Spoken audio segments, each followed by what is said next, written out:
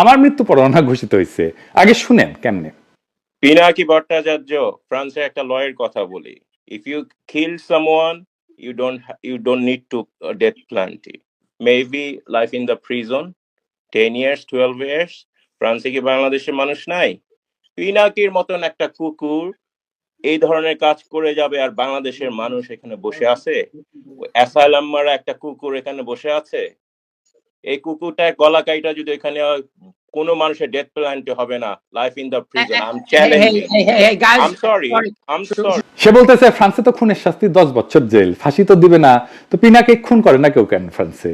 হাসিনা এক বক্তৃতায় গেল ক্ষমতা, আর এক বক্তৃতায় গেল 32 নাম্বার। আলহামদুলিল্লাহ, আমার শহীদ মৃত্যু হইলে না বাংলাদেশে আমার ক্ষুদ্র ভ্রাতার ভগিনেরা ছোট বড় মাঝারি কমল কঠোর বাকশালীদের আস্ত রাখবে না, ছানা বানা করে ফেলবে। আমার মৃত্যুতে বাংলাদেশ পুত পবিত্র হবে।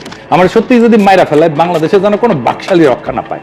আমার মৃত্যুর খবর বাংলাদেশে পৌঁছানোর 24 ঘন্টার মধ্যে কাম ফিনিশ করে দিবে। এইখানেই শেষ না, আমি ওদের জন্য নরকের দরজায় হাজির থাকবো। ওদের জান ওইখানে আমি কালা কালা করে দেবো।